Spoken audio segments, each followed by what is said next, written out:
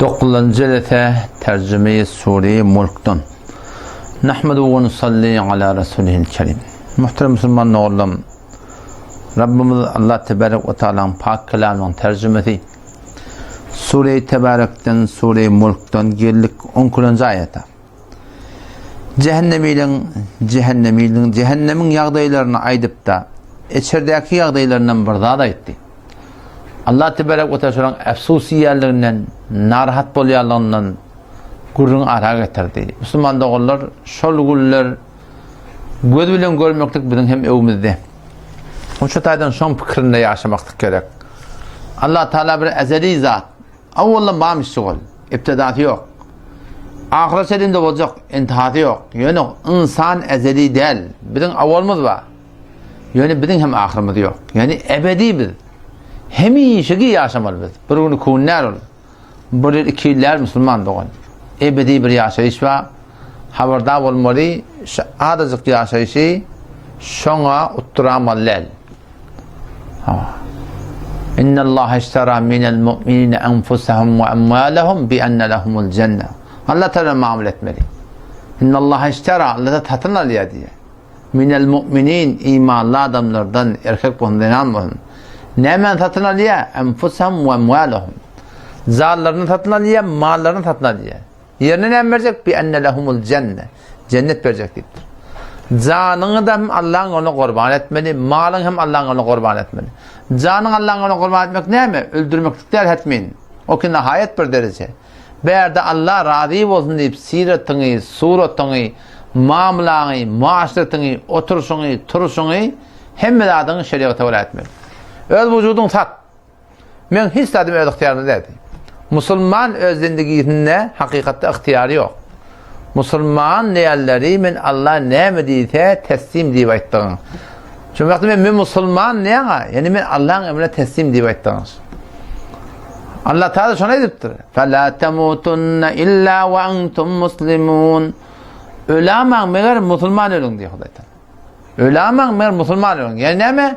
Müslüman sonra yaşan, Allah teslim olan yaşan, Allah'ın aydınlığı oraya yaşan, eğer ehyanen ölümde göte kaçan gelecek velde, ölemen meğer Müslüman olun diyor Huday Teala. Yani Müslümansılıkta yaşan ki ölümde bir vakit göte Müslümansılıkta başlarına gelsin. Mebada günah karşıtı gelamasın, tigar çek otikan, nasat otikan, tire çek otikan, arak otikan, binimal gezip yakan, dar konak gezip yakan, takkan tir gezip yakan, haramik gezip yakan.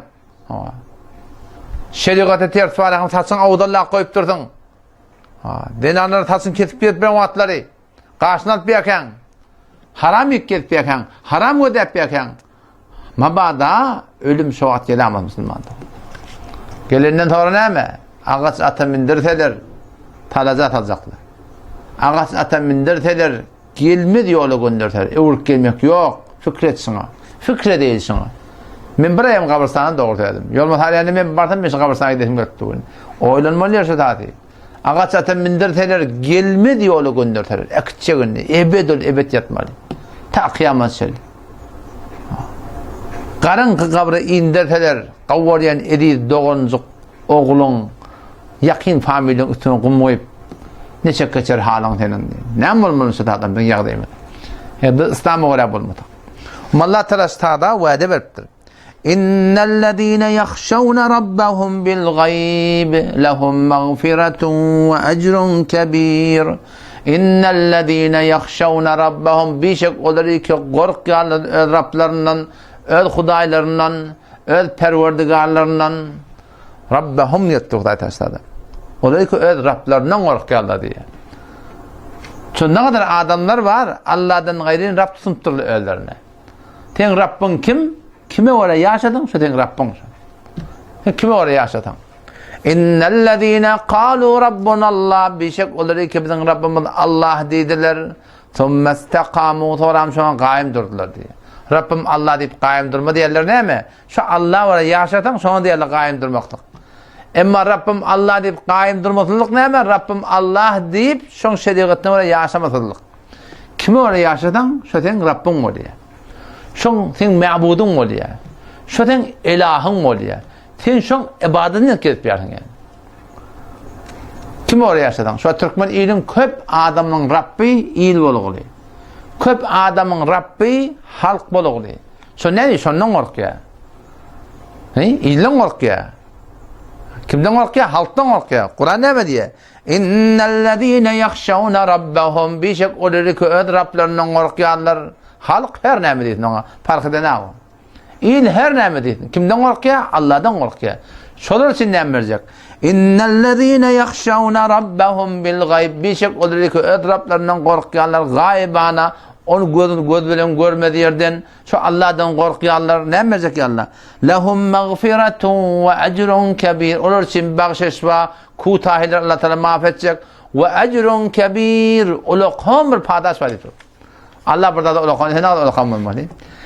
Payinterin dereceyi cenneti. Ne kadar derece var? 100 tabağı cennet var. Her tabakada ne kadar ha derecat olacak. Ne kadar ha menziller olacak. En ki payinterin derece cennetiye şu dünyanın Huday Teala 10 marabar bağlılık verecektir. Lap bağlar, redif. Kızıldan bağ, kümüşten bağ, redif alma, nar, portakal, kivi, muz, beh. Redif, tamam bağlar ekili. Her bağda bir meyvede porum meyve. Aşağından balık barayan. Balık gidecek. Tesavvur et koyan. Suyda barayan. Arak şarab akbarayan. Avudan su akbarayan. Deryatı bir kaptalla. Çölü bir kaptalla. Dağı bir kaptalla. Zemin bazı bir kaptalla. Islaklı bir kaptalla. Ulukon zaylar bir kaptalla. Tendirler bir kaptalla. Mirler bir kaptalla. Huruğlar bir kaptalla. Gül yazacak. Yatufu aleyhim vildanun muhalladun. Yımlık kazacak. Gül yazacak. Oldaşan tırlayıp duracaklar. Dahi neyme gerek. Dahi da neyme gerek deyip. Halanın iyetin geldi. Kusu çıppar ya. Kusu iyetin geldi. Ve lahmi tayrin mimma yeştevun. Hivat eden kusun eti. Hokar iyetin geldi. Gelecek kebap olacak. Badak iyetin geldi. Ördek iyetin geldi. Qadi iyetin geldi. Haytı bir dat iyetin geldi. Ve lahmi mimma yeştevun. Keyik gelip ya. Soğun gelip ya. Koyun gelip ya. Toklu gelip ya. Geçi gelip ya. Ne mi heyvanları ki Allah biliyor. Allah biliyor biz bilemiyoruz. Haytı bir iyetin geldi. Şu etten pişir ketip verecekler. Lep halanca pişirecekler. Soğuk pişirten, soğuk pişir, kebap et. Ne yapamayacak vatandan Huday Teala verecek şeyler. Ve lahmi tayrin mimma yeştehun. Ve fakiyetin mimma yetakayyerun. Hivat eden mivan verecek dedi. Ne miyve hivat eden sen verecek? Ve lehum ma yeddaun. Hivat eden adamma. İnne ashabel cenneti hum fi şugulin fakihun. Öde işlerine meşgul olacak olanlar bilen, denanlar bilen. Hum ve azvacuhum fi zilalin. Ulukun keleveler.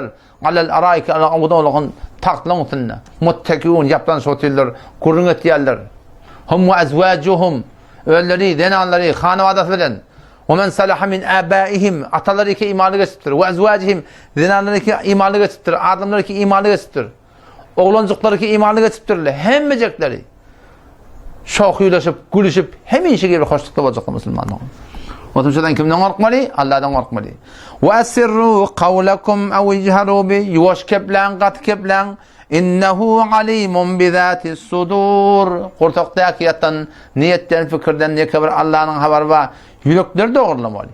Niyetler doğrulamalı. Haydi bir hayır işiminde dine Allah'ın radiyatını kastetmek gerek. O ne mi diyeyim? Ala ya'lemu men halak. Aya şu zati ki yarattır bilmedin mi diye de. Yüreği şu yarattır. Yaradan bilmedin. İyi bozacaklarmış.